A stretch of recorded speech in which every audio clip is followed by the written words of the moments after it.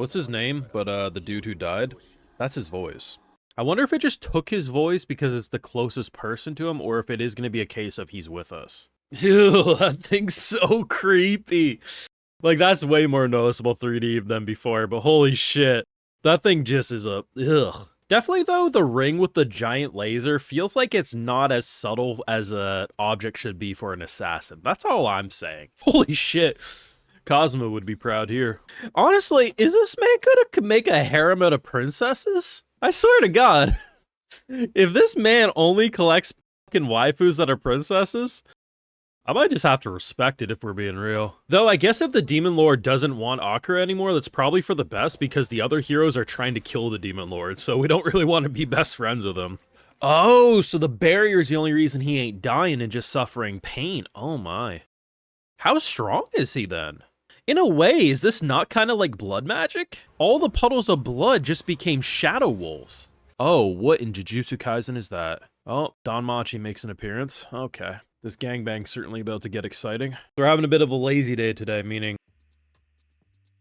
very little editing as possible, so that's why we're doing the review portion like this. I think there's truly a lot of valid criticism you can have about my status as an assassin. A lot of it I may not agree with, but I see where it's coming from. There are source readers and there's also anime onlys who feel like it's very fast-paced, that it's just, there's not a lot of breathing room. I've already expressed why that doesn't bother me. I've seen so much isekai. For me, slowing any of this down, I feel like it would lessen my enjoyment because I feel like we'd get into stuff I've seen 1,000 times over, and I don't think it would really benefit a show like this. Do I want a Mushoku Tensei or a ReZero to be this fast-paced? Fuck no. But do I want a show like this to be that fast-paced? Kind of. But I see where people are coming from. If you actually look at this episode objectively, it is the sloppiest visually. It is way less animated than the latest One Punch Man episode, but you won't catch creators talk about that. At the end of the day, though, there's one thing that I think will get very criticized, and it comes from a certain group. I'm not going to lump everyone into the same category, because not everyone's a monkey brain about this. But there is a large, vocal group of people who hate the no-kill rule. And they just say, Isekai MC, this guy tried to hurt us. So therefore, where is he? Where is he? This little prick. Now, I agree this guy should die. But if we're looking at it objectively, right? This is a guy who lived his entire life in Japan, who if someone pulled a knife on you, his natural instinct is, and I'm going to kill this guy first, right? Like, this isn't stand your ground America. Like, at the end of the day, being thrown into a world as an assassin class and being told by Saren, it's okay if you don't want to kill. Be an assassin who doesn't kill. Something that looks human. Like, granted, is it actually a human? No, it's a demon, right? But he has human physical features, and he's killed monsters. But naturally, his core instincts to not want to kill anything that looks alive, like this as an example, right? Stuff like this. Is he going to slice that down? 100%. Because of course he will. Because I've already seen a little bit of being like, oh man, next episode he'll break the no-kill rule. He won't be a pussy anymore. It's like, he might. This might be a turning point. Absolutely. This could be a turning point. So rather than just monsters, like this could be a turning point. I'm not going to deny that. But at the same time, when there's actual stuff that I think people can criticize, and for some reason, the anime community still hasn't gotten over this. And I'm not going to say it's as bad as like, you know, the Expendables crowd who like think movies like Expendables are great cinema masterpieces because it's big men and explosions. Like, I'm not saying you can't enjoy that, but there is a crowd among Western film goers that if it doesn't have Michael Bay explosion, it's boring. And that ain't good. And I don't think anime fans objectively are like that bad, but there is this weird hatred for the no-kill rule. And I think there's definitely room to criticize and say like, hey, you know, if superhero took it and actually went the full way. But then again, Batman has been one of the most misunderstood characters for a long time. Like, a lot of people dumb him down as no kill rule because, you know, I can't go down to their level. But it's more than that. If you actually understand Batman as a character, it's not for him to figure out the laws of society. He beats the people up and he'll break their bones, sure.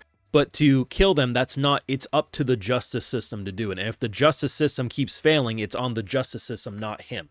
Whether you agree with that mindset or not is up for debate, but it's not simply like, I just can't, it's like, it's not his place. there's a law and order, and he does his best to uphold that. And I think you're going to see a lot of well, actually, a lot of people will probably just discuss either production or hyping him up because he might kill next week. But the fact that he's struggling here and doesn't know should he have cut this demon's head off before reinforcements came is actually a really human behavior for him, and I really appreciate that. Like I said, I don't get mad or upset that people criticize the pacing. I get where they're coming from. I may disagree. I understand exactly what people are saying.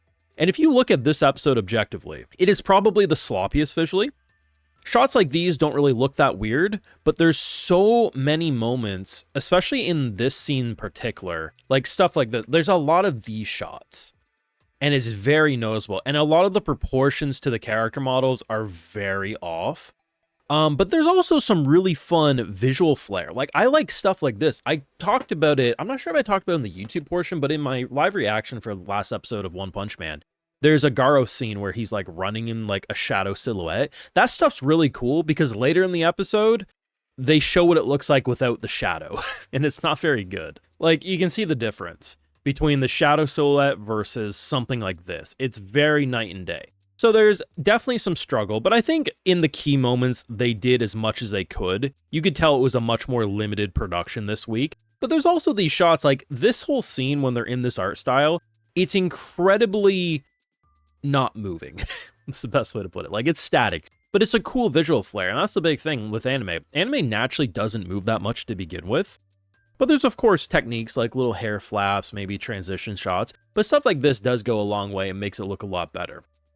I think if people come out of this episode not really that thrilled about it, I get it. But the one thing I really hope people don't beat it around is that Akira is some pussy and doesn't make sense. Because if you honestly think you got thrown into an isekai world after being conditioned to have a certain opinion of killing, even if your opinion is self-defense, right? There's studies about this. There are so many cases where people are put in life or death situations, and even though attacking someone would save them, they can't do it. Like, because we're conditioned over so many generations.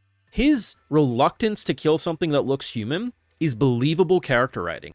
There's a lot you can criticize that's dumb or simple or surface level, but I don't think Akira's no-kill rule is one of them. And I really hope you can criticize anything, but don't criticize that about this episode is all I'm saying. Anyway, that's all from me. I like this episode. I felt lazy today. We did it like this. Shoot me. You got the same content, just a little less ed. Let me know your thoughts down below. Drop a like, share, support, subscribe if you're new around here. Yes, Patreon, full live reactions and other exclusives. And hey, I also like to give video shoutouts to those wonderful patrons. So today we got Xenogod, Mario Jacob, Table, original name here, Brian Gonzalez, Cody Tiffany, and we also have TR's Grace. So I appreciate the support. Please take care. You'll have a good one.